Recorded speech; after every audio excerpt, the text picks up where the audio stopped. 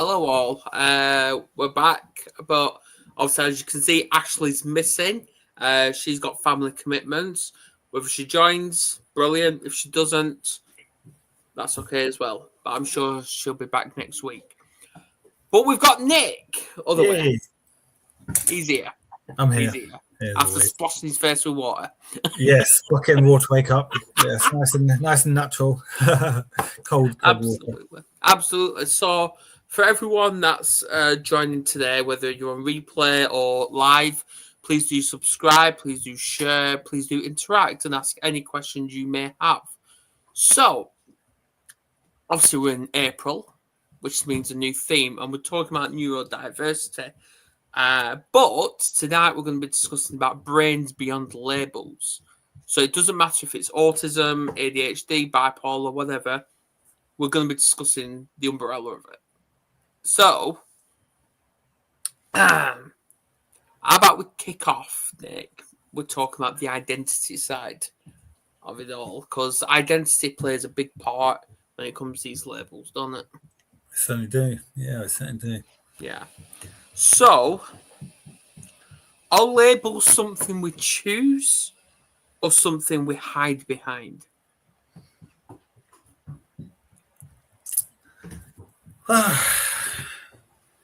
Well, I think it can be both. I mean, I think labels, it's like, I mean, we wear a lot of hats in life, and our different roles in life, and also, with a neurodiversity, that's one label, but we, do it, also what we do in life, whether a parent or partner, these are all kind of labels, and what we do in a job, that's kind of a label. And it's like, what do we focus on as what we want people to perceive us as, isn't it? So, what do we put to the forefront? There's one, I'm dyspraxic, and I remember, my family always say when you go for a job, you can put down applications whether you're got I don't know if the wording is, it disability? Disability, yeah. And so my parents saying, well, put dyspraxia, put down you have, be open with it, and then so they're aware of it.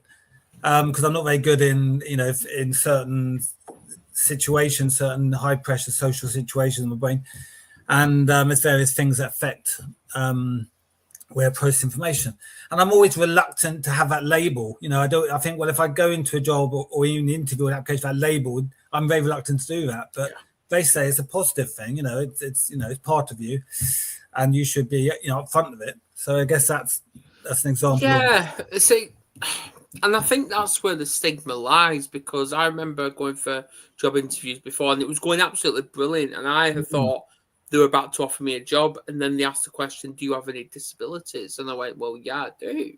And I think that's when they were, yeah, we can't take you on. When you told them what disability was? Yeah. Really?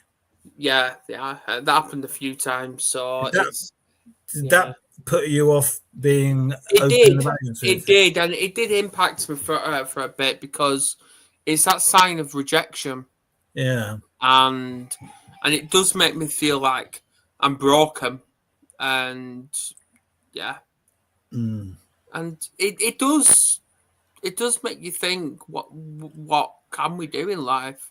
Like, obviously when our eldest was diagnosed with autism, well, even before that, Kerry thought he was broken and not achieving anything. But now they don't see autism as a disability or even an ability. They see that as a superhero, and they can take good advantage of it. Yeah, I guess it's that thing of, like, in society, we're sort of conditioned to think that different. We need to fit in, and we treat the norm is good. And if you're different, then that's not so good. You don't want to stand out as being different. You want to try and fit in and be the norm. But actually, I think and obviously being autism is different from the norm in a way. Yeah. But I guess I think we're starting to see a shift where we should be. Where different is good. It's what makes you unique, and we celebrate those differences, and be proud of those differences, and yeah. So Okay, so if all labels just disappeared, completely disappeared tomorrow, how would you describe yourself? oh, that's a good one. And that's to you as well, Kerry, as well. If all disabilities, like all labels, just disappeared tomorrow, how would you describe yourself? Well, I think some of the ways I would describe myself would be a positive in myself personally. Would also be positive sort of in a job or in a cause, or anything. So for example, I'm quite passionate about things I believe in, things the values I have, and the things I believe strongly in.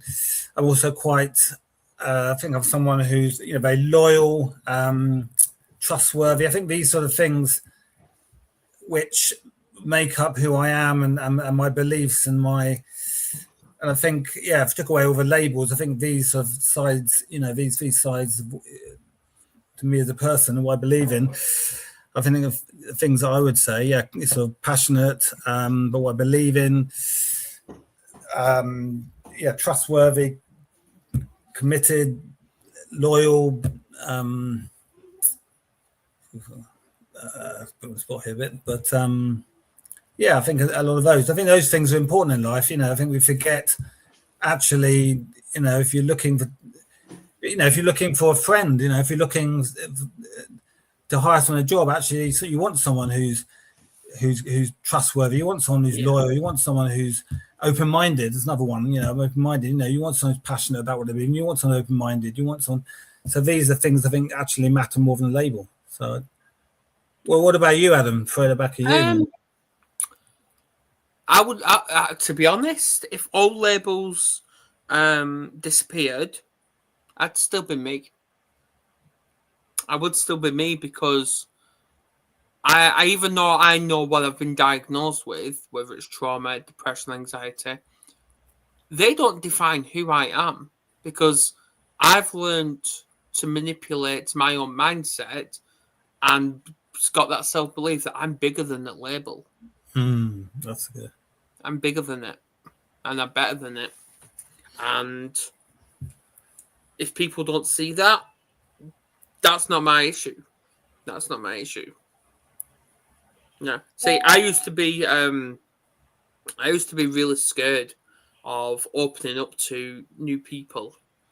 And like, if you asked me right now, 5 months ago, I'll be going on to Zoom in the morning to about 60 people, 60 strangers, and sharing your story, sharing your experience. I'd be like, go and have a fucking word with yourself.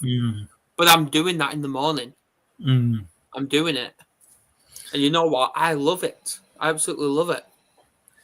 Well, I've said before on the show, when I was growing up, I partly I think due to dyspraxia, but partly other reasons, I was very quiet and introverted, and struggled with any social relationships, and didn't form any friends at school, and that got labels put on me, and I put a lot of labels on myself, and avoided any sort of speaking to others, social work, and I joined Toastmasters to confront that and prove myself wrong, prove others wrong, that I could do that. And that last Sunday I did a stand-up comedy, exactly, prove that these labels where I couldn't speak in front of other people, I couldn't make other people laugh, And the thing is, that's what it is, because I remember you telling me before you did stand-up that you were nervous and you're anxious about that. So then you basically had the two choices. You either sit with it and let this anxiety and nerves and fear beat the living shit out of you, or you're like, okay, it's there, but I'm going to just fucking do it anyway. And you succeeded. You've conquered that fear. My stomach was in knots. I was so literally, that is, my stomach was in knots. And part of me thought, I could just walk, I could walk out and leave, but no, Okay. So when we move on to, obviously, you got talking about like attractions and perceptions and it all. So, how much of an attraction is biological versus psychological conditioning? Where we've got this label and we're attracting, whether it's a relationship, whether it's a work colleague, whether it's a friend or a partner, whatever. How does it impact that or benefit? Well, I mean, I think we give off signals, often subconsciously, so if you're not confident, our body language might show, and people pick up on that. And if we're, we see someone, we're excited or happy to see someone, again, it shows.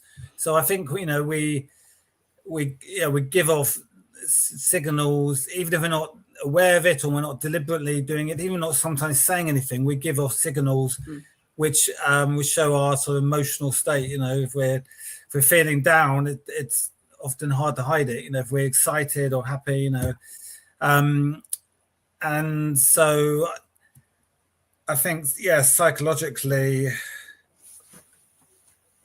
I would say, a lot of it is that psychological thing, in that sense that unless we have that awareness, our state of mind is what will biggest affect that attraction. Yeah, it's about acceptance and understanding it ourselves before we open it up to others. Because there is that risk of them either supporting us or attacking us and judging us and making us feel basically that much and isolating and all that. So it can be a catch-22 situation or a possible ripple effect on our well-being. So, can you be attracted to someone who challenges your identity? Like, have you ever experienced that when people's attacked your identity?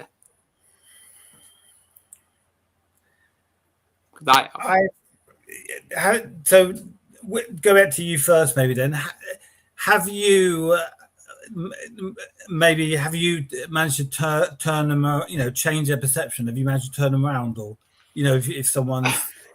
I have, and like for example, Kerry even now doesn't fully understand that I'm a recovering alcoholic. She doesn't, and I'm doing all I can to show her that I'm not that asshole anymore. And it's a tough one because I know Kerry's in the comments and I know she's listening to this, but has she attacked me for that label before? Yes, she has. But I don't blame her for that. I don't, because she didn't have that understanding of that. She didn't. And to be honest, I didn't fully understand it myself. So obviously she was asking me questions when she was reading the AA book, which was brilliant. And then we're continuing to have conversations about those days when I was intoxicated and now the days I'm sober. But it's more me have to show her, because I'm not that talker. I don't like to talk about things. I rather show. And it's a tough one. It is a tough one. And so, because sometimes I can't even find the words what to say, even though they're on the tip of my tongue, I can't let it out. So I prefer to show them that I have changed for the better.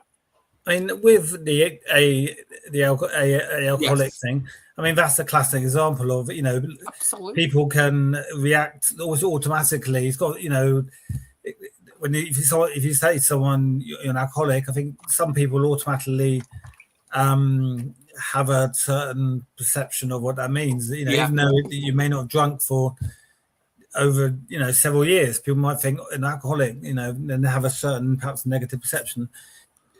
Are you wary, or when of who you tell with that, and does that something that, because obviously that's part of your identity, that it is, and it always will be part of my identity. Adam, come on, and it always is. And if people cannot accept that, then they don't belong in my life. It's that simple. That's simple, because I don't deal with negativity or judgmental comments or anything like that. I deal with the reality, and I'd rather stand by one-on-one or in the group with people that want to move forward in life, not live in the past. No. It's interesting. I met someone a few times through Toastmasters, and I thought at first she was like this difficult person, a bit rude, and but as I found out, she was autistic, and I actually got to know her, and she's a really nice person. But I think her autism meant her social skills in some ways were a bit different to what we'd expect. And I think if I hadn't known she was autistic, I wouldn't have had that sort of way of sort of understanding, because so but now I get really well with her now, but it's automatic. It's funny that without understanding, you automatically thought, it's just a bit of a rude person. But so it's absolutely. Yeah, it is about understanding and acceptance. Sorry, I've got an itchy nose, and I don't know why. but it does come back to our mindset, because I've also learned that what people think of me has got nothing to do with me. It's not my business. I know there's people out there right now talking about me, talking good about me, talking bad about me, but I don't care. I really do not care. I care about what I do in life. Yeah. And be the best version of myself. Am I going to come across barriers? Yes. Am I going to come across people that's going to try and hold me back? Yes. But I keep going. I keep moving. Because I know I was helping someone the other day, and said their mental health was just ugh.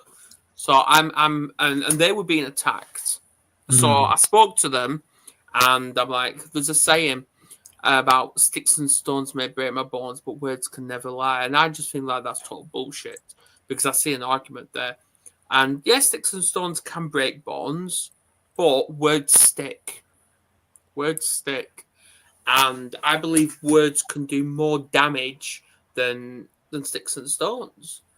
And it is part of that, if we allow it. But because obviously there is a saying that when people throw stones at you, your intention is to throw them back. I never throw them back. I used to, but now I don't. I use it to build a fortress to be the best version of who I want to be in life. No, I agree. I think words can definitely be, words can build you up and motivate, inspire you, but at the same time, words can be incredibly, and certain words can take, knock you down very easy. We all have words can be a trigger, in that way. Exactly. I think one of the most empowering things for myself was when I just sort of decided that I would not. I used to worry about what people would say and care too much about other people's opinions. The moment I said, "Well, I'm not gonna." Trying to wait, what I was saying. I'm not going to care what other people say. I'd still care about other people and I care about what I say, but I'm not going to care about the way I perceive every single thing people say to me. And the moment I sort of stood back and had that, I think that was the most sort of empowering thing. So, what are your thoughts? Like, are your thoughts actually yours, or are they inherited from your environment? That's a good one, that, because I think so often we do. Sometimes we can hear. If we particularly, I think if we have bad experience, like at school or something, for one example, then if we're in a certain situation, we may hear, a teacher or saying, "Oh, you'll never amount to anything," or that voice of a teacher still carry through, or if we're bullied, we might have a bully's voice, still carried it with us, and that's affected our behavior and our attitudes, that voice of. So I think definitely that we do sometimes carry the voices of the words of other people, but I guess that's the challenge, isn't it? We need to grow our own voice. Yeah, absolutely. That I think that is one of the best questions anyone can ever ask. And you know what? I'm actually going to steal that and post it on social media. I really am. Yeah, I'm definitely going to use that and try and get some clarity on this from other people's perceptions. Yeah, I really do. Yeah, I think that's a conversation starter. It is when sometimes when people have people and they have really doubts and those sort of self-limiting beliefs and that, and they say, I can't do this, or I can't, and you say, well, who where have you got that from? Who's told you that? Where did that come from? And it's obviously often it's someone said that to them at some point, or some of those lines, and they've kept that and carried it, and it's not there. Absolutely. Yeah, I by the way, I've noticed that I'm saying absolutely a lot. I've picked up on that. It was noted to me today. So I don't know where I've got it from. I really do not know, but I've identified it. So I'm going to try and back off that word. It's a positive word to use, so I think that's the worst words to use. Okay. So, what's one belief that you was made to believe that now you've outgrown but still feel attached to?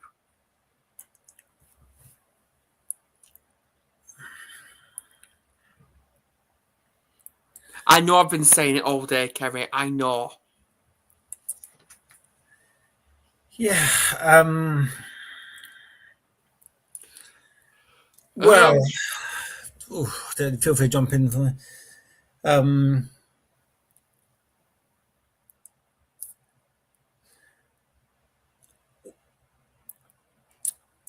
Well, for me, it was a belief around, because I was so quiet and shy when I was going, for my teens and 20s, it was that no one would listen to me. I had nothing important to say. That I wouldn't have the skills to speak in front of people. No one is interested. No one listened to me. And that was kind of built from things people have said and my own perceptions. But I'd sort of disproving that.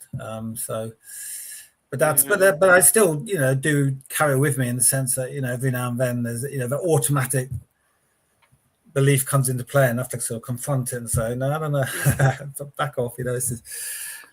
Yeah, I would say what I'm attached to is that I'm not good enough. I've outgrown it, but I'm still holding on to it. That I'm not good enough, and that people don't deserve me. That I don't deserve friends, don't deserve partners, don't deserve my kids. Yeah, I've outgrown it, but it still bothers me even today. Well, I suppose you have, it's some ways but proving it wrong, so I know where you are now from where that belief first came into play. Yeah, yeah, and I think it's down to, because I know the two older kids have that little bit of jealousy over the young one, because obviously I've got a bond with our young one, which I never had with the older two, because I was always intoxicated, either barfing up, drinking, or passed out. Right. And I was really toxic then, and being aggressive big time. And now I've backed off that a bit, and now I've got a relationship with the young one. I think they wanted that, and I'm trying to have that relationship with them. And is it easy? No, it's not, because sometimes they don't even want to talk to me. Of course, no, and all I can do is just keep trying. Do not quit. I suppose prove, it's showing that you're a different man, a better man than those days when they were young. Yeah. I like what Kerry shared about mine would be kids should be seen, not heard, and it's interesting that those sort of sayings that we often hear when we're younger, and how they, particularly when we're having, from often parents, about certain ways we should behave, and we carry those through to adults. The kids should be seen, not heard, and then we still kind of keep that thought when we grow up, Yeah, it really is. So, obviously, when we have these labels attached to us, we mask our emotions an awful lot, and we try and be as strong as we can, and just to please others, like people pleasing, which I think we're all guilty of. And so, what masks do you actually wear from your experience, and who are they protecting?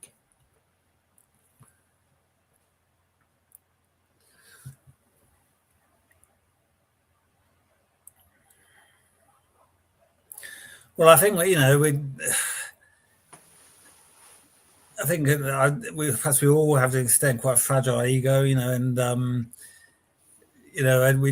we don't, and we're quite, our vulnerabilities, we want to hide those, mask those by sort of portraying a certain. So sometimes, when I try, portray a confidence I don't feel I don't have, because I'm masking a very a very sort of vulnerable, fearful, in a person that, still from those days, still down there, at some point. So I sort of, mask those vulnerabilities, those sort of doubts by trying to portray, a persona of confidence, and over time, I guess that's because obviously I know the last few days my mental health hasn't been at its greatest, and quite a few people were starting to worry about me. Starting to worry because I could go down two paths. Well, three paths actually. One of them is bounce back and be a good version and don't let it beat me. The other one is go down and contemplate suicide. Or the other one is going down and begin to relapse and start drinking again. Sure. And I'm down the coming back path. I don't have intentions of the other two. I really don't. But it's not easy. It's not. I know damn well that I people pleased today. I know I did, because when I was on the meeting this morning, I was actually wanting to share, but I chose not to. I chose to stay silent. That's okay. Do I know why? No, I don't. But I wanted to share. I wanted to. But I think the best time for it is tomorrow. Tomorrow, when I have that full opportunity, which I don't really have a choice because I've got to share. I think the worst thing we can do, but we're all guilty of it, is to then dwell on, we feel, I should have done that. Why didn't I do that? I should have said that. And then dwelling and make it a bigger and bigger thing. And it could have, whether it's a work situation, whether it's with friends, whether it's speaking to AA, I think we all have those moments we think, I should have told him, I should have told that person, I should have said, and we have those moments, we all do. And I think the key is, like you said, to say, well, tomorrow I'll do it, not a problem. I didn't do it today, wasn't feeling it. I know. Tomorrow. I know, and always build into bigger and bigger thing, I think, don't we?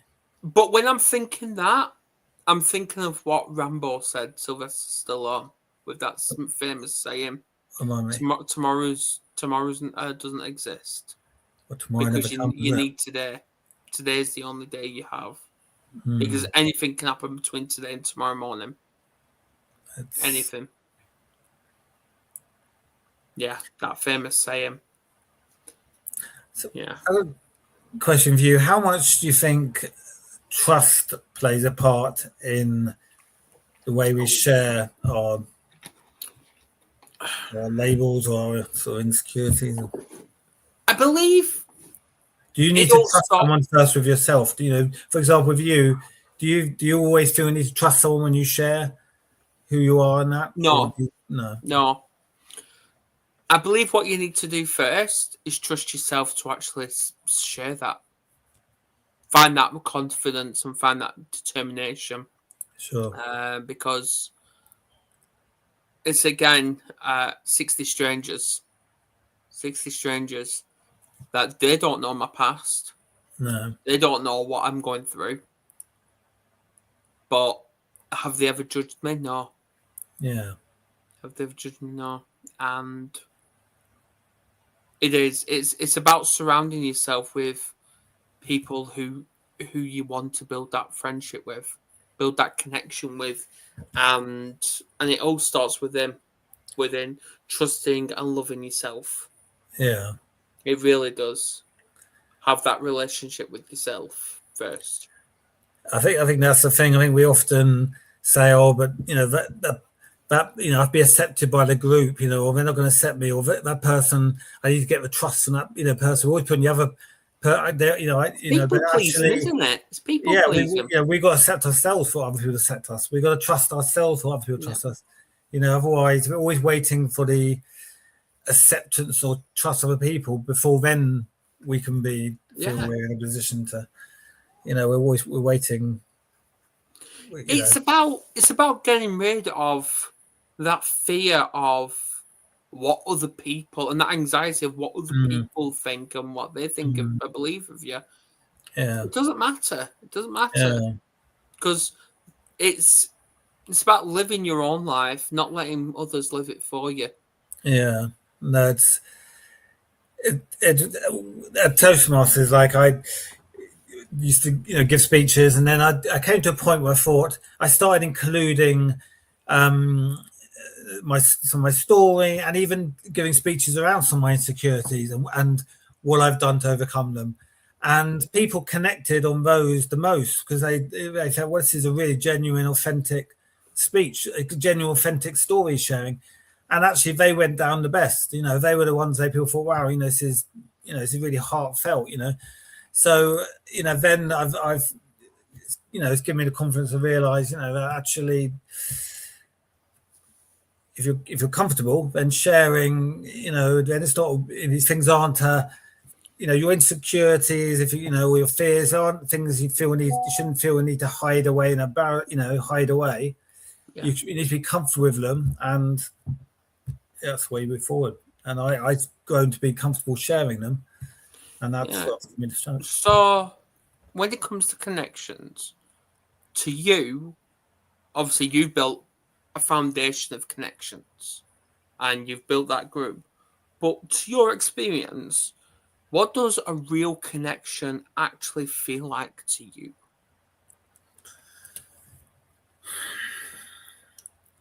Have you ever pondered that? I think to me, I look at I know a lot of people, and I've got, you know, close friends, and I've got a lot of people who I get, you know, who I get on very well with, but you know, there's layers of friendship. But to me, I think there's something where if you're genuinely interested in someone and they're genuinely interested in you, I think that's the sort of a basic for a good connection. So if I meet someone and, you know, I'm chatting to them and I'm listening to what they're saying, I'm really interested in who they are, what they do, and what they're saying. And then when it's my turn, they're genuinely interested in me, and they're listening intently. I think that's a good basis for connection. I think if you're not really interested or you're distracted and you're listening to them, or vice versa, you think they're just not really showing a proper not listening intently and genuinely, then you know, it's going to struggle to have a connection to someone. I think that's, to me, the basis. You know, it is. So obviously, I think I've got a flu coming here. I don't know. So, obviously, we've all had to explain ourselves to people. But what would your life look like if you just stopped explaining yourself to people? I think for me, it'd be a lot more peaceful. A lot more Okay. peaceful. Like sort of inner peace, can't, that Yeah. way. I mean, Yeah. Do you feel? Do you still feel? Do you feel you have to explain yourself in that way? I do. I Yeah. do, but I shouldn't. Yeah. But so do you think like you've noticed? So I think this piece, that inner peace is, it's something a lot of people we search for. Do you feel that when moments you have that inner peace, you think, yeah, that's because I. Yeah. Yeah. Yeah. Yeah, absolutely. Yeah. Yeah, I think it's quite liberating when you are able, when you're able to do that, isn't it? When you're able to not worry what reaction you have or what people say. So, I like this one. Are you living? This cold. I've not even begun sneezing or sniffling or anything like that. Yeah. It feels like a blockage in my nose, and I don't know where it's come from. So, are you living your truth, or are you managing other people's expectations? Oh, I think I'm trying to live my truth, but I definitely am. I mean, because living my expectations, I think there's a lot of expectations within the way I've been brought up, or also my family, to get a proper job and keep that job and go in the career and have a certain path like that, and with the relationships I have, there's a good way of doing things, there's an expected way, there's a standard, and I think I still find myself to automatically often trying to align my life along those expectations when actually sometimes it's a bit of a sort of conflict there, because I'm trying to live my truth, and that's what I need to do. I think to be happy and to to live my own dream, I need to find my own truth. I think I find my own path, but I think it's hard sometimes because there are expectations from society, or from family, and yeah, it's hard at times, isn't it?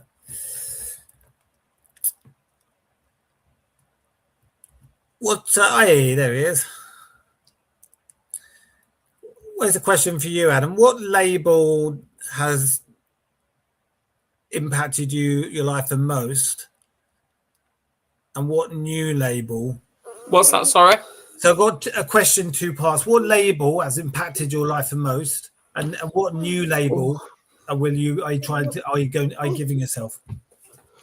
What label has impacted me the most? I'd say anxiety. Okay. Anxiety, because I used to always look over my shoulder every time. And I was doing that for years. And a lot of people didn't understand that I had to do that and why I did it.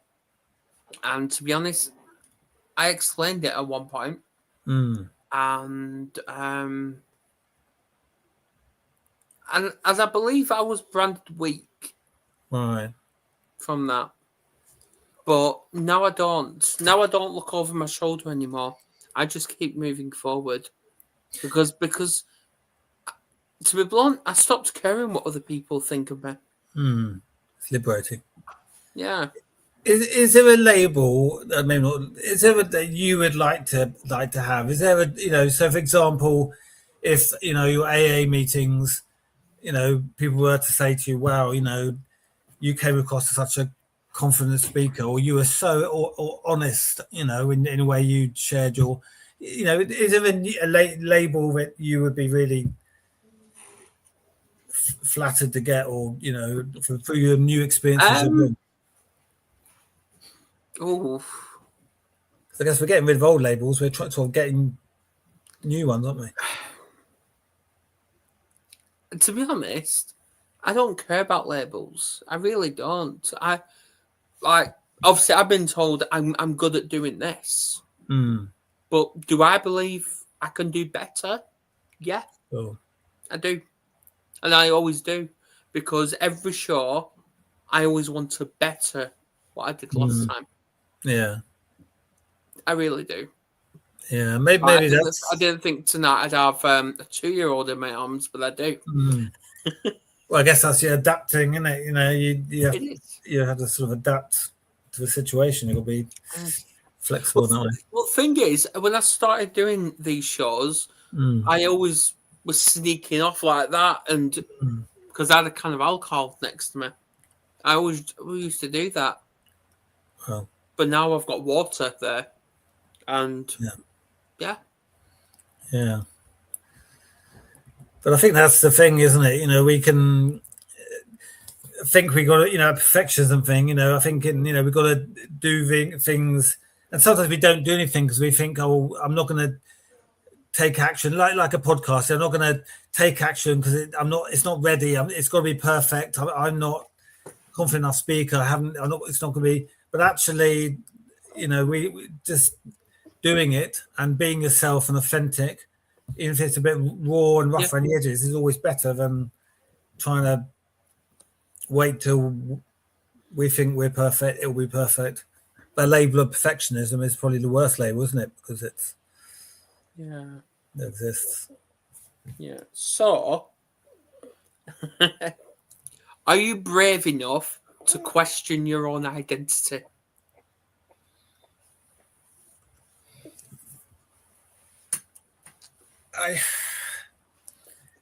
I think it's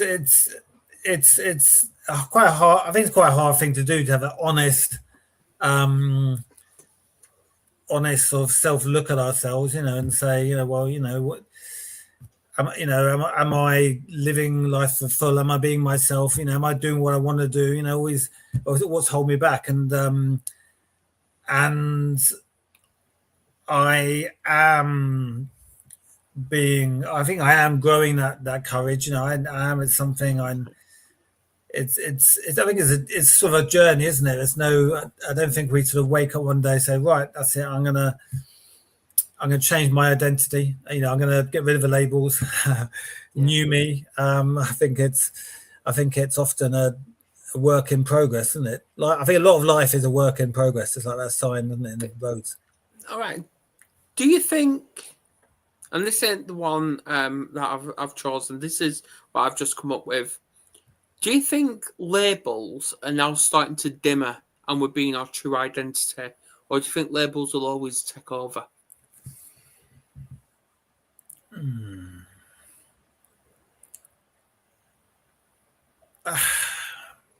I love that one. I don't know where that comes from. I really don't. Well, I think we will always have. I think we like putting things in boxes in society. That person is, that person I know, he's confident, he's successful, he's married, he does that job. This person I know, he struggles with this, he does it. We like putting people in boxes, and it helps us sort of see the world. We put everyone into different boxes, and we like to give labels. I think but so I don't know if it'll ever go away. But it's certainly something I think we need to. I think the whole thing of labels is becoming less fixed. Over time. I think we are challenging a society. Labels, because things aren't the way. 30 years ago it was like everyone had to be this way or that way, and it was. But actually, we're fighting. I think with society, we're finding out that it's not fixed. So, have you ever built an identity that later felt false? Like, have you ever built something and you thought later in life, no, that's not me? Yeah, I think when I was I had a few little businesses, and I think a lot of people said when I got advice from certain business groups, oh, you got to fake it till you make it, in the sense that create a whole persona of, being very successful from the beginning, and, being very confident, and, make it out, lots of people, and, and all these things. And it just wasn't me, and it just felt false. But, I was, sort of creating this false view of who I am. And, I just felt a bit uncomfortable with it, that I was trying to create this false perception of who I was, of what I was achieving, what I was doing. And I've just, it's so definitely I moved on to that, to being a, more genuine, and honest, that, I do what I do, and I'm passionate about it. But I make mistakes. I think, part of it is, we sort of, some way to get in this pressure to make, not hide our mistakes and make it seem as only successes. But actually, we, having mistakes is normal, and we, sharing those. So, yeah. So, what's been the biggest mindset shift in how you see attraction?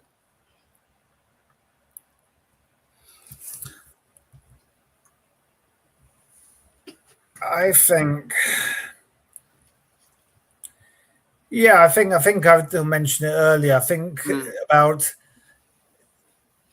with taking like a real interest in people. I think if you take a genuine, real interest in someone, and you really actively listen to them, that's one of the most flattering things you can do. And people like to be listened to, and people like to have someone genuinely interested in them. If you go to a social event or networking event, you chat to lots of people, and the person who genuinely is really interested in what you say, and they're asking questions, and their body language is reflecting, they're interested in what you say, I think straight away that drives a connection, drives a sort of attraction there. It does. What do you think? When you, what do you think best helps attraction with on that level? I'd say letting go, because half the time, in my belief, is from my growing up, is they always used to keep me down and silenced. And even though I reacted violently to find my voice, obviously that ain't me. And then that's when I became a character that I didn't know. And that's when the masks started coming on. I was being all these different masks, trying to please all these people. And I was doing that all throughout school and college. Sure. To the point, I didn't know what to do. I still had the mask on when I got with Kerry in the first place, because I didn't know what to expect. Sure. I didn't know. And for half of the relationship, honestly, I didn't believe she loved me. I really didn't. Like, I knew she was saying it. I could see it, I could hear it, but I didn't think she did. But in reality, it was the inner voice telling me that I didn't love myself. Yeah. And that's what it is. And now I'm actually learning to do that. It's interesting. Who do we listen to? The inner voice or the sort of outer voice? Absolutely. Yeah, that needs that. Yeah. Wow. And I feel like that's a cracker to ask this last one. What advice would you give someone who feels trapped in how they're perceived?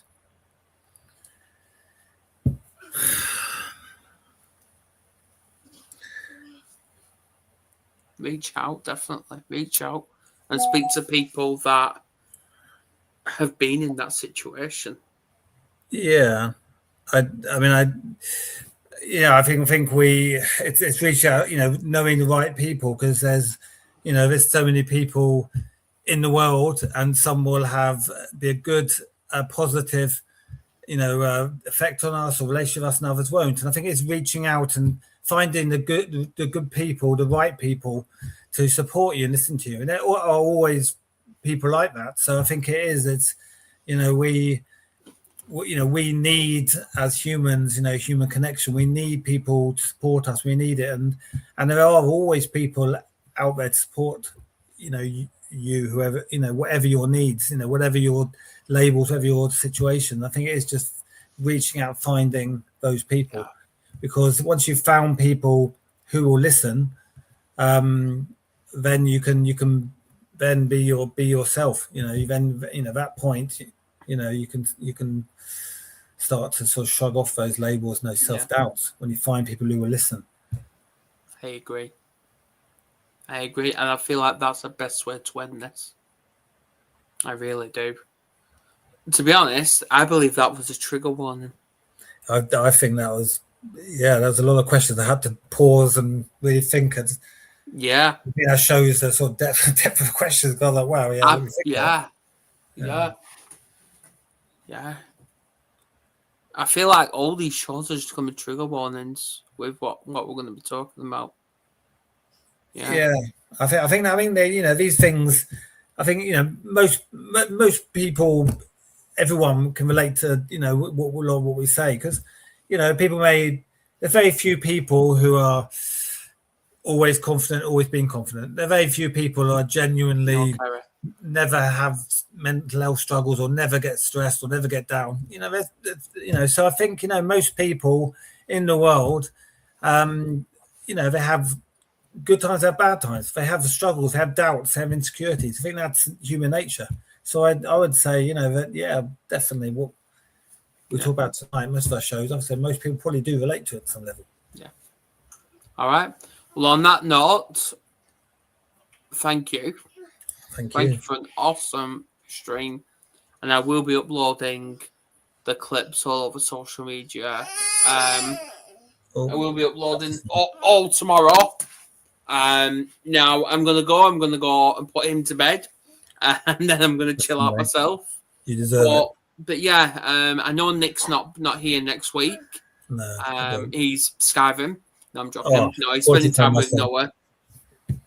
Don't apologise, Kerry. Because at the end of the day, we're still parents. That's how it works. Exactly. Exactly. But I'm here. I'm still streaming. And we will see you next week. And I'm hopeful Ashley will be back. Have a good show next week. There is a show next week, yes. Have a good one. I know there's 5 weeks in April, but I'm sure we'll discuss when we're going to stream.